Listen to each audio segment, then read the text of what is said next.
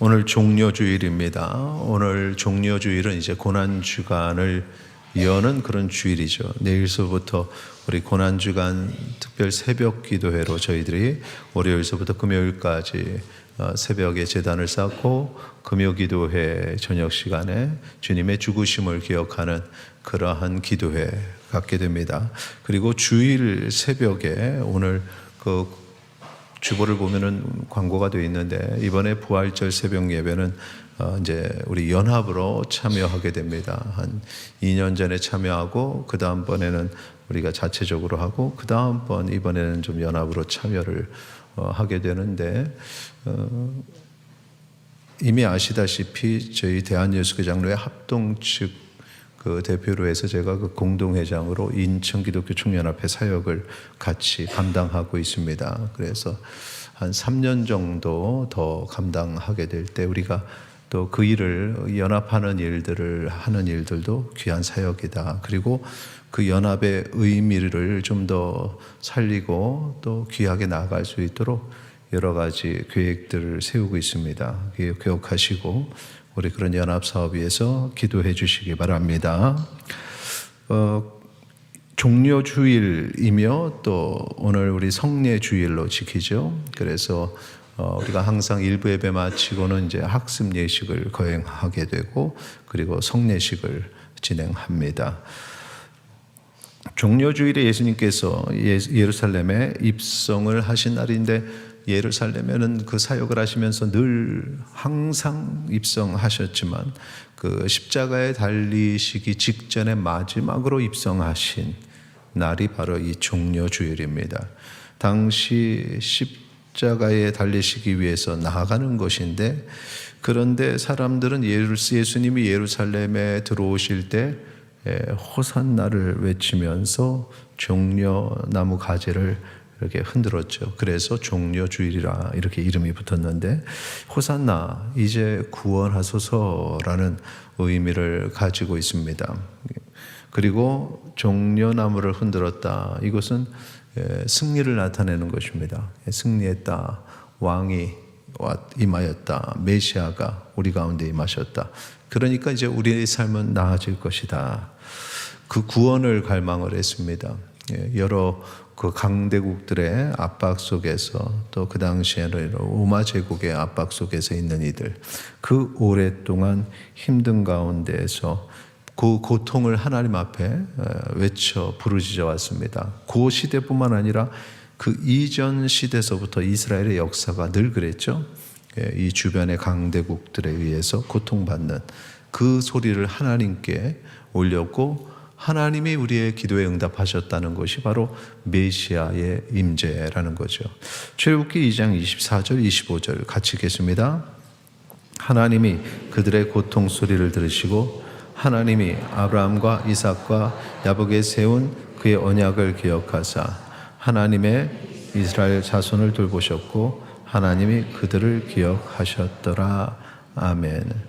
그러니까 메시아의 입성, 임재는 바로 이 하나님이 우리를 기억하셨다라는 기쁨이었습니다. 그래서 종려나무를 흔들면서 기뻐했던 거죠. 조상 때에서부터 기다렸던 메시아가 임하셨다. 그겁니다. 그런데 이 땅에 오신 이 메시아 예수 그리스도께서 그 사람들이 생각하는 것과는 전혀 다른 방향으로 그 사역을 진행하셨는데 죽음을 당하신 거죠.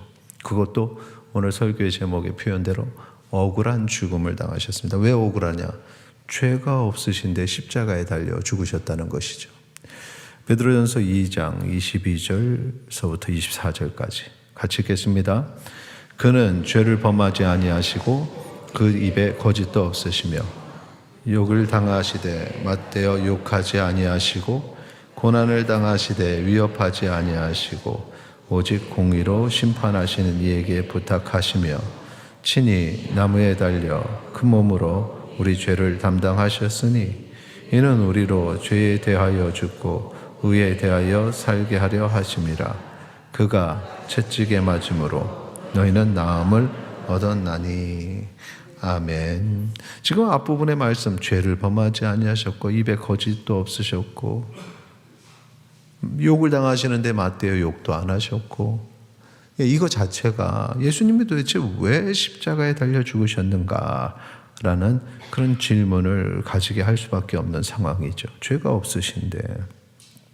그래서 십자가의 죽음을 억울한 죽음이다 이렇게 표현을 했습니다. 너무나 이해하기 힘든 이 사건에 대해서 성경은 그 억울한 죽음의 이유가 우리 때문이다 이렇게 말씀하고 계세요. 이사야서 53장 5절에 그가 찔림은 우리의 허물 때문이요 그가 상함은 우리의 죄악 때문이라.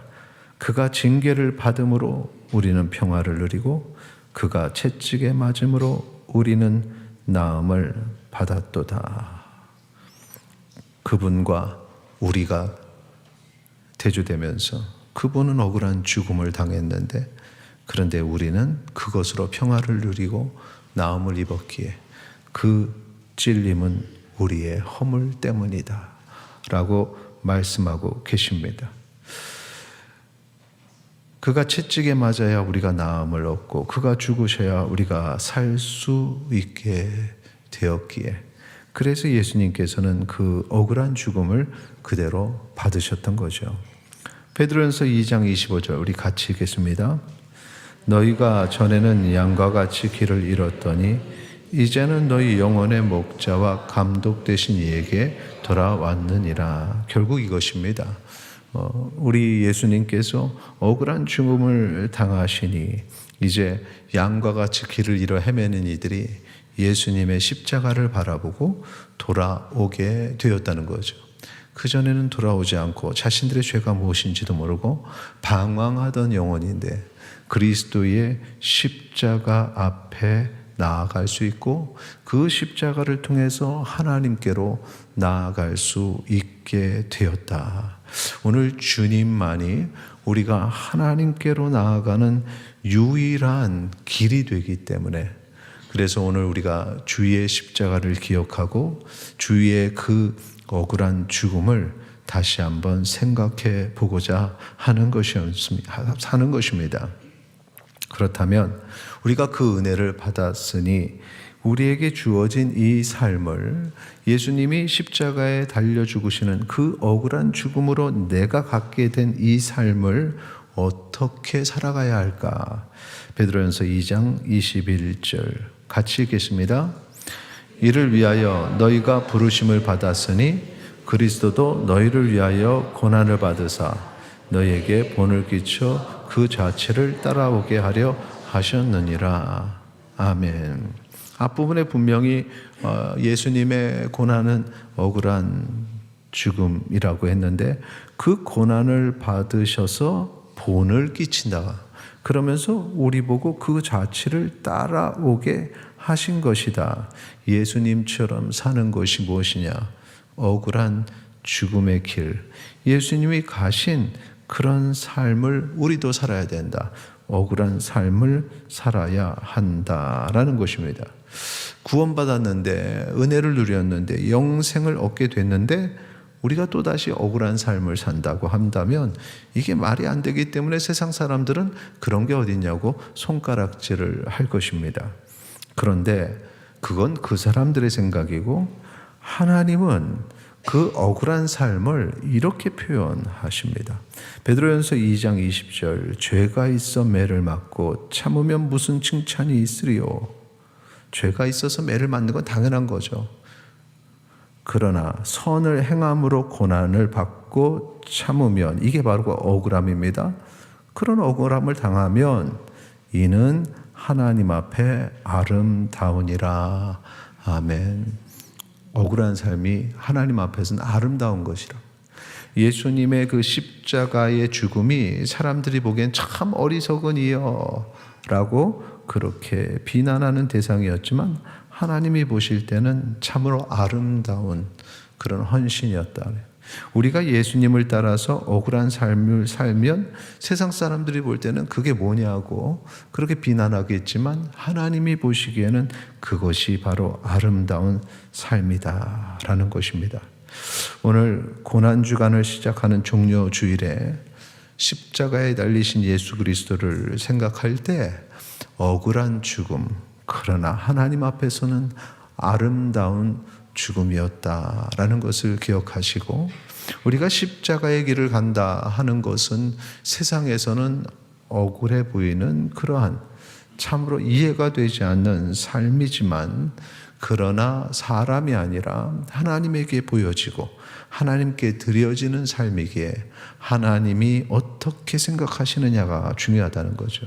하나님은 그런 삶을 아름다운 삶이라 말씀하십니다. 여러분, 그리스도인으로, 크리스찬으로 살아가는 것은 바로 그렇게 사는 것입니다. 세상이 이해하지 못하나 하나님이 기뻐하시는 삶을 사는 것이죠. 그러므로 나의 기준을 세상의 기준에 맞추면 나도 억울해해요. 하나님, 이게 뭡니까? 그런데 나의 기준을 하나님의 기준에 맞추면 내 삶이 아름답고 평안하고 그 충만한 은혜를 나도 내 삶을 통해서 누리게 되는 것입니다. 여러분의 삶은 세상 사람들이 보는 그런 삶의 모습이 아니라 하나님이 보시는 참으로 아름답고 평안한 은혜의 삶이라는 사실을 기억하시고 삶 속에서 늘 승리하는 주의 백성 되시기를 축원합니다.